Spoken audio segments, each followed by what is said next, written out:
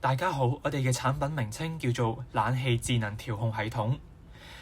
氣候炎熱潮濕嘅環境令冷氣成為香港市民生活以及商業營運嘅剛需，但由此衍生嘅過度製冷問題，為城市帶來沉重嘅能源以及碳排放負擔。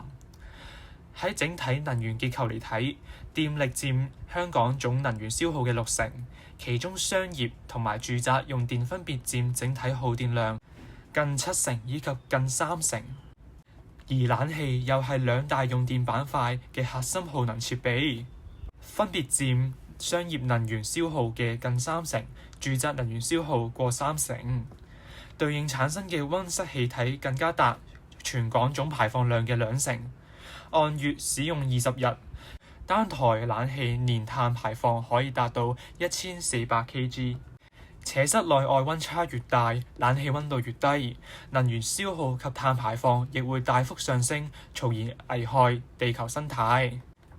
而香港公共場合或者屋企嘅冷氣極低溫已經係屢見不鮮嘅情況。港人普遍認為冷氣太凍，為改善呢一個問題，我哋開發冷氣調控城市覆蓋系統，旨在利用人工智能減少電力嘅資源濫用，削減冷氣所釋出嘅碳排放，得出可兼備舒適與環保嘅最佳方案，令資源嘅利用可達至理想嘅程度。望以整體帶動個體喺公共空間引領低碳生活，令市民養成可持續嘅生活習慣，共創理想家園。而呢一個情況嘅成因在於香港地區天氣變化無常。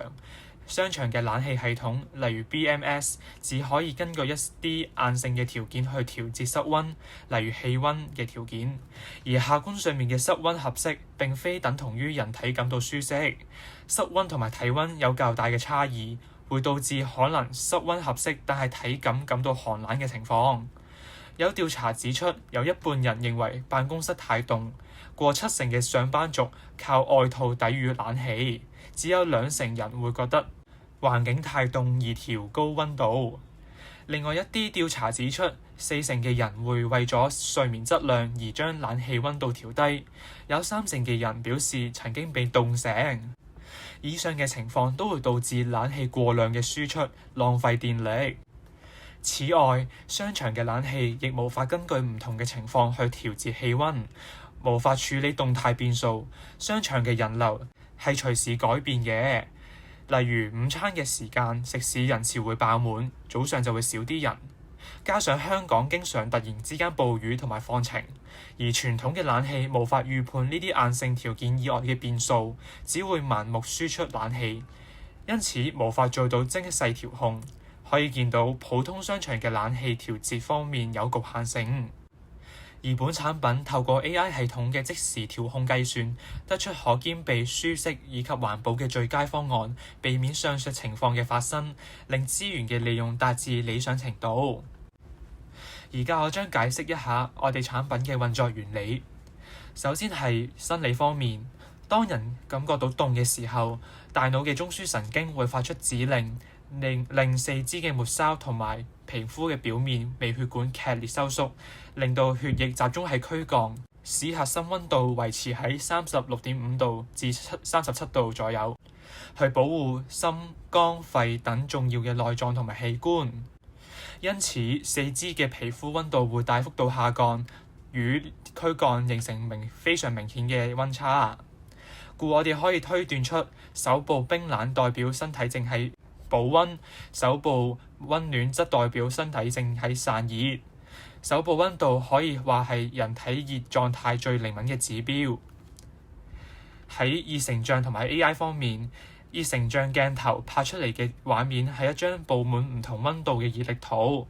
由於之前提到感覺到寒冷嘅人，佢哋嘅軀幹同埋非軀幹會有明顯嘅溫差。因此對比體感寒冷嘅人同埋體感舒適嘅人，佢哋嘅身體熱力圖將有明顯嘅差異。故而我哋可以透過搜集多個體感寒冷嘅人以及體感舒適嘅人嘅熱力圖，透過機器學習訓練一個人體受寒狀態識別嘅 AI 模型。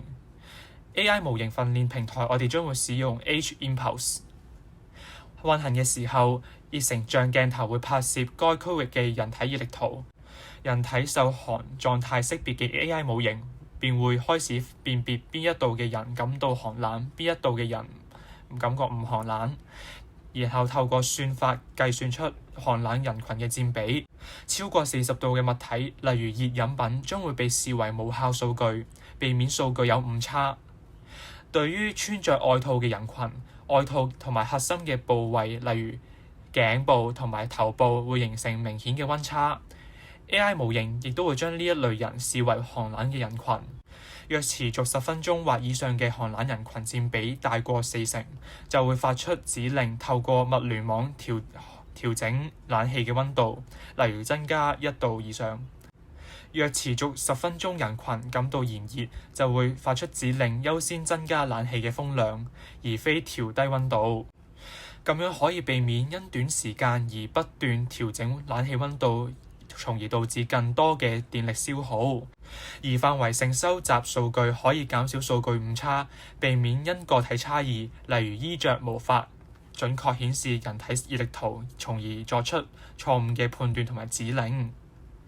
喺隱私安全方面，裝置運行嘅過程中，本系統採用嘅係數據本地化，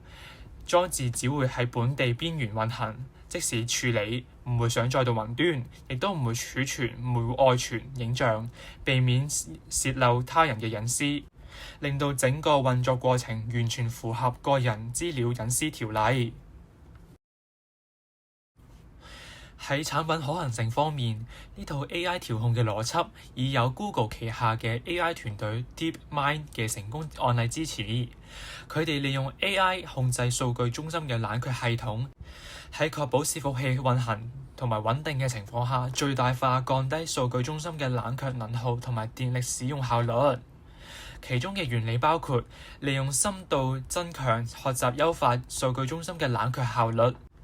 系統喺每5分鐘至數千個感測器採集伺服器電力負載、流體壓力同埋環境溫濕度等動態數據。深度神經網絡依據呢啲數據進行未來狀態嘅預測，模仿唔同控制組合對電力使用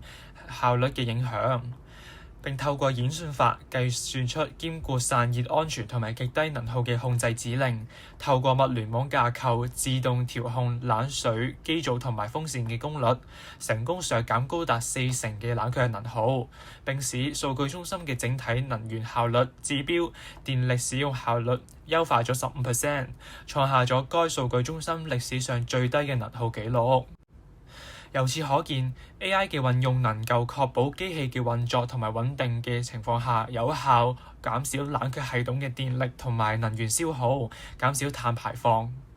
而當 AI 嘅運用套入冷氣調控系統中，亦能夠在確保人體體感舒適嘅情況下，最大程度減少冷氣嘅電力能源消耗，從而減少碳排放。喺我哋產品嘅創新性方面，相對於傳統嘅 BMS 樓宇管理系統，我哋嘅方案更加個性化、針對性地喺唔同嘅情況下作出唔同調節冷氣嘅操作，以減少不必要嘅冷氣輸出。而家市面上並沒有利用熱成像結合 AI 機器學習嘅方法，透過判斷人體軀幹同埋非軀幹嘅體溫差去精細調節冷氣溫度嘅方案。我哋嘅方案屬於係將唔同嘅已有科技技術結合並用於新嘅用途。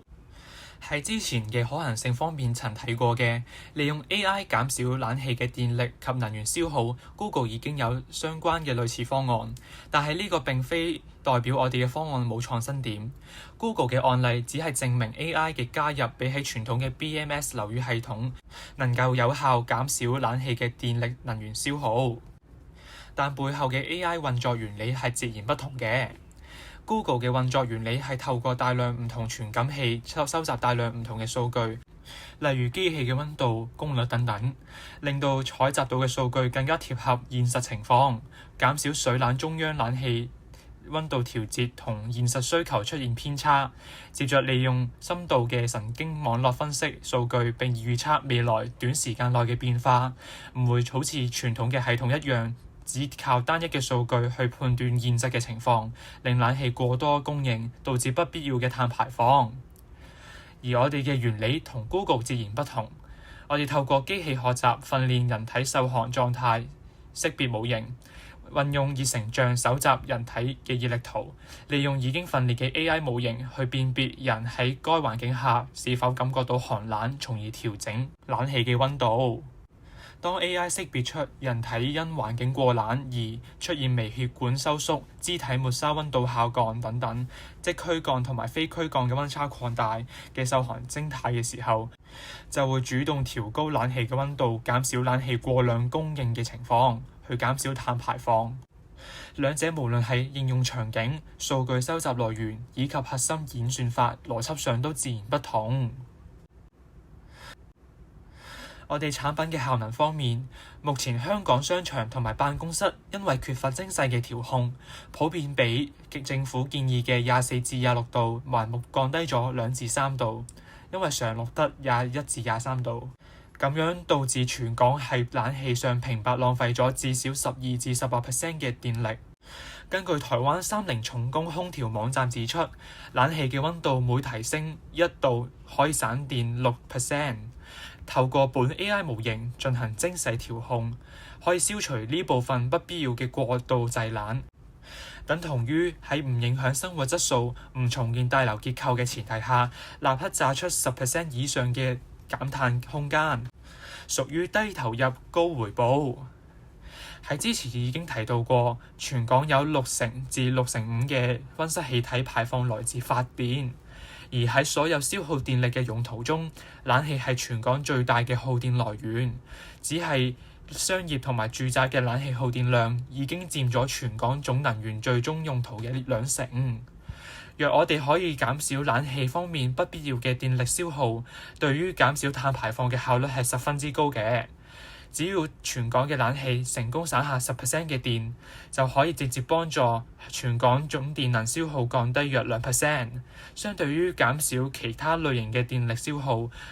若同樣地省下10% 嘅電，亦都會因為其消耗佔比唔夠冷氣大，而導致碳排放減少嘅效能較冷氣低。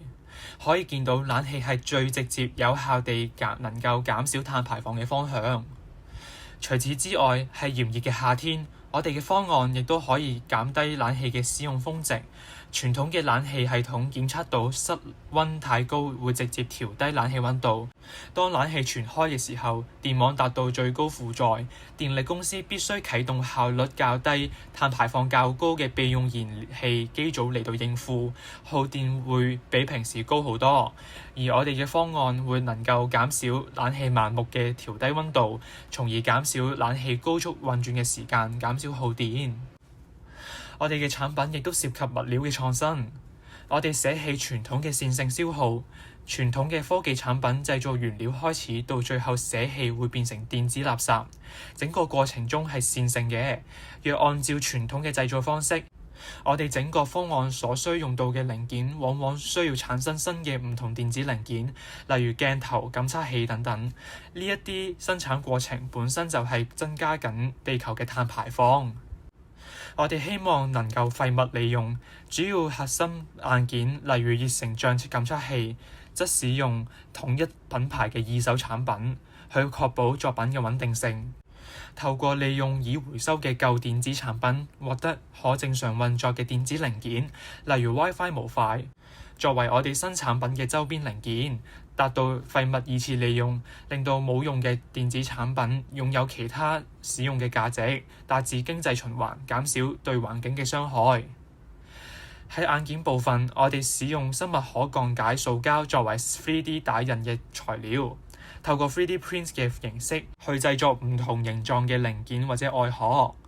3D print 屬於真材製造，比一般嘅減材製造更加節省耗材、更環保，減少碳足印嘅排放。